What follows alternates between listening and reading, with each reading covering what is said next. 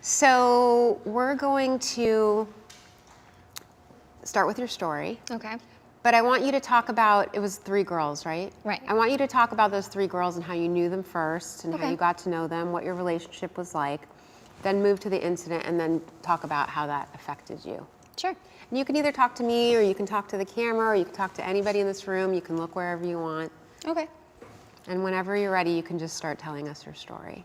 Okay. So I had 3 best friends growing up. I met my first best friend when we were in the 3rd grade. She was a new student at our elementary school. And we kind of looked like sisters, both dark hair. We had big goofy glasses in the 3rd grade, missing teeth. And she was alone and she was, kind of dorky like me. And I remember we found out we lived close to each other because we knew what neighborhood we lived in. And she actually lived in my grandparents' neighborhood, which was right around the corner from me.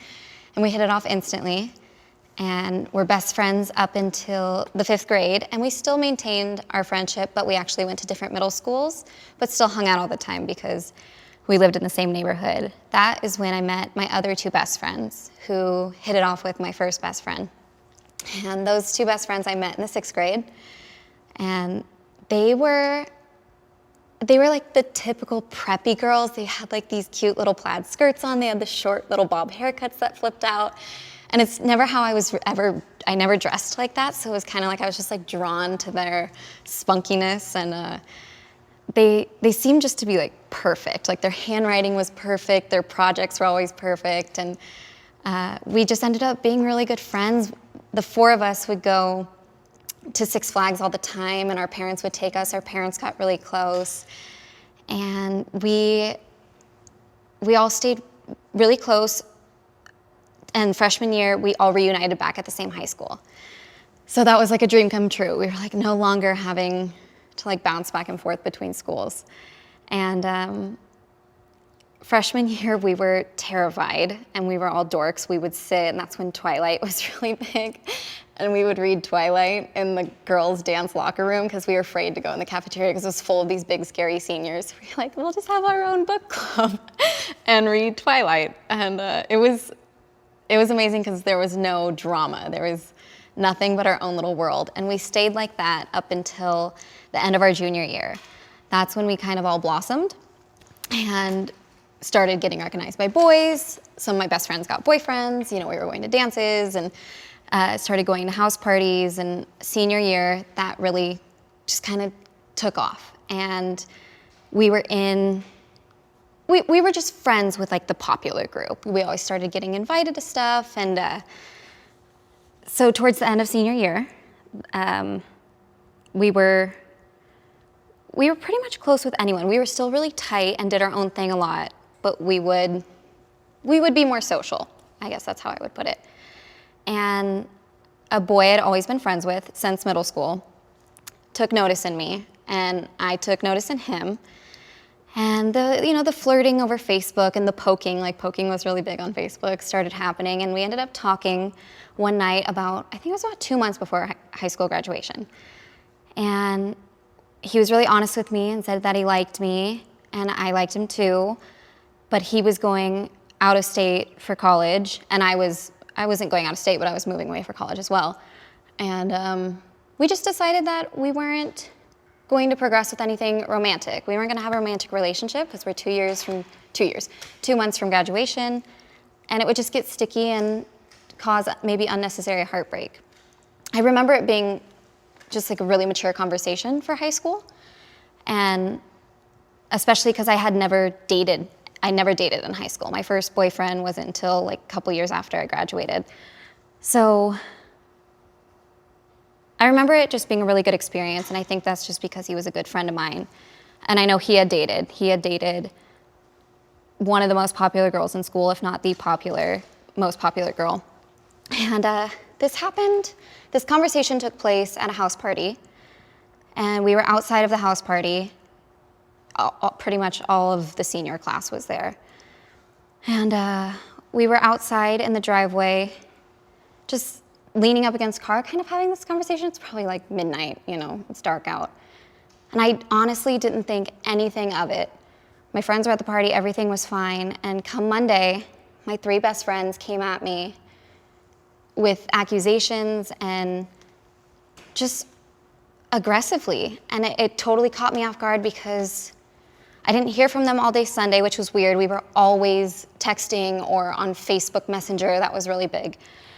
And they came at me with these rumors that I had hooked up with him. I had left the party with him and slept with him in the back of his car. And I was like, I was there the whole time, you know? And I just told them the truth, what had happened, and that him and I had feelings for each other and nothing was going to happen because we just thought it would be silly. And they said they heard this and that and this and that. And I just remember me getting so upset about it because I was a good girl and I took pride in that. And I never did anything bad, you know. If I got detention, I cried. So to have the 3 people that I trusted the most for the last 8+ years, I remember it ruining my whole day and making me so sick to my stomach. Not only that these rumors were going on, but that they believed them. I wanted to go home, just, you know, kind of cry to my mom and be like, how can I make my best friends believe me? Which shouldn't be an issue in the first place.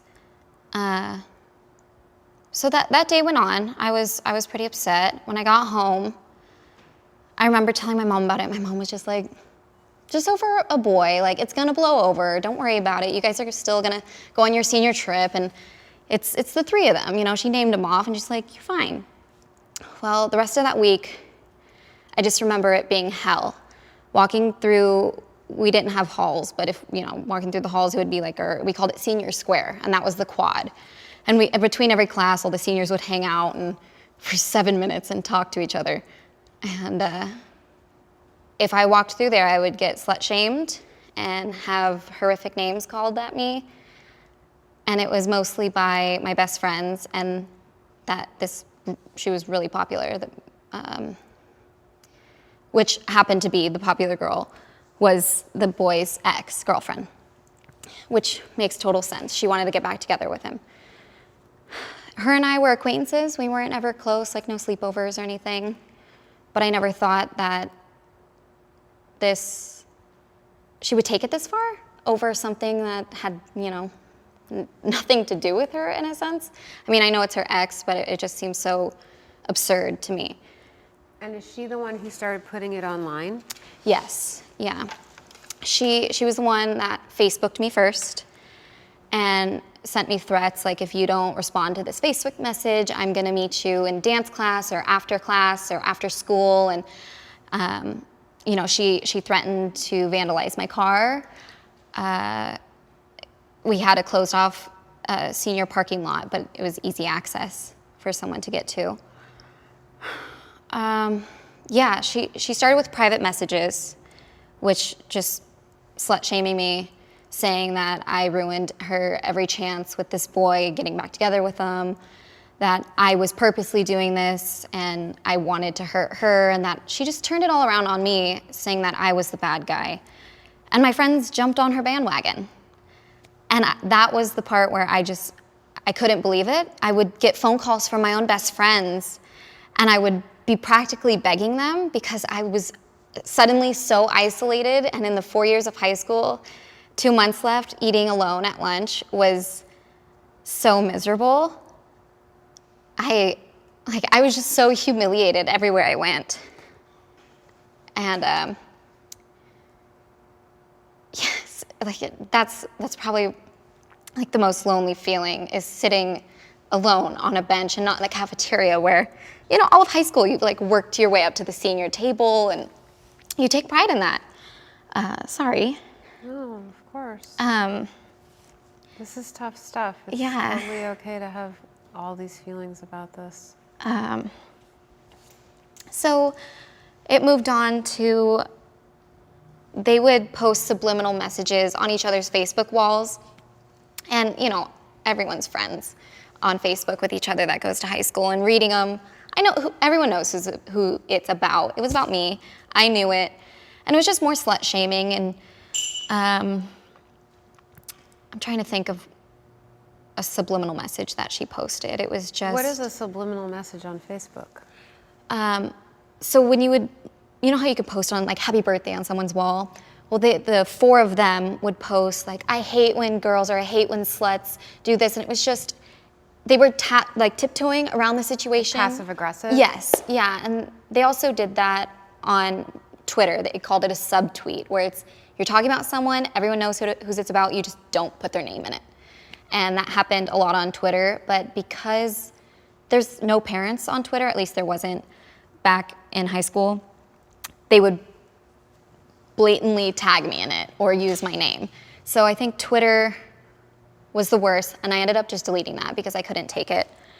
And I would respond to her Facebook messages because I was afraid, because she had a huge group of friends, boys and girls, and I was afraid to be attacked or not jumped in like a physical way, but bombarded, you know, with the slut shaming. And I do have to thank the boy that, I don't want to say he caused this, he didn't cause this. This was her decision and her actions. But he stood up for me. And I'm so appreciative because he walked me to my car every day after school. And to help me avoid her, I mean, she would give us dirty looks, and while I was walking, he was walking me to his car, I remember every time he walked me, she would text him and say, oh, you're walking your little pet out to her car, how sweet, just messages like that. And he would just tell me to ignore her. And in my high school, there were 2 different lunches. There was lunch 1 and lunch 2, and unfortunately, I didn't have lunch with him, so that's why I sat alone. But he tried to take as much heat and pressure off of me as possible by saying, you know, the rumors weren't true, we had never hooked up, we hadn't even kissed, and that we're still good friends, and tried to put those fires out, but she would not let them die. And Instagram started becoming a really big, hot thing. And as graduation approached, more activities for seniors started to happen, and they just would post things together. You know, any inside joke I used to have with my best friends, she would be that filler that was supposed to be me. And it was the same. The captions were always directed towards me, and just purposely making me feel jealous or left out. And I did not attend a lot of my final senior activities. There was Senior Olympics I didn't go to because I didn't have a team to perform with. There's like a summer senior water festival I didn't go to. Sober grad night after graduation, we went on a little cruise around the San Francisco Bay, and I was completely alone that night. I had 2 guy friends that were kind of close to me, but they were off doing their own thing, so like I would just say hi. But I just remember walking around the boat and getting home that morning, because you leave, you know, graduation, and then you get on the bus with everyone, and you don't get home till like 6 a.m. And I just remember crying on that bus ride home, because that was the way I got to finish my high school years. And it's just not how I ever planned it out to be. I thought it was gonna be the 4 of us pretty much forever, whether we went away in separate ways for college. We were gonna be that girl clan that was always gonna have reunions. And I lost that over some silly, stupid rumor about a boy because a girl got jealous. And that summer, the harassing over... Want some tissue, honey? Yes, please. Thank you. Griffin? Thank you. Appreciate it. You have to take that back with you. You're gonna have to take those back with you, though. So What's that? he's gonna have to take those away. Oh, okay. When you're done. I mean, this is your senior year. This is, you know, Yeah. you're finally finishing high school, and you thought this was gonna be completely different. Can I keep this one in my back pocket? Yeah, of Okay. course. Thank you.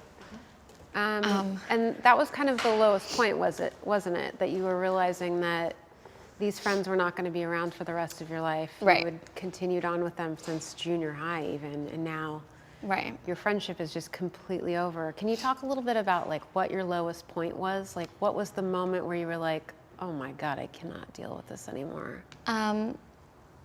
My lowest point I think it was right after graduation because the harassment continued into summer. And I thought, okay, I graduated, I'm done. I don't have to deal with this anymore. I'm gonna go to college, I'm gonna make new friends. That was like, I thought I was coming out of it, and I was free. And it wasn't enough for them. I continued, I ended up deleting all my social media after graduation because I wanted a fresh start, clean slate, out of sight, out of mind. That's what I thought would happen. They could go have their best friend summer. And it started with the text messages, continuously slut-shaming me. I would get voicemails. I'd be hanging out with my parents in the backyard on a summer night, and I would get these horrendous voicemails from my best friend who I met in the 3rd grade, which I think was probably the saddest part for me, because she was, I don't want to say she was my closest friend, but she was. I don't want to pick my favorite, but since the 3rd grade. And, you know, I would just delete the voicemails, and I think that was probably my lowest point. I was so alone. This was supposed to be a great start to summer from graduation, and the summer was just supposed to be adventurous. We were all gonna go take a senior trip to Disneyland and have memories, and that sent me in a downward spiral. 'Cause I just, you know, my parents, they supported me and they were there for me, but I don't think they knew how bad it affected me. And I started to self-harm that summer, and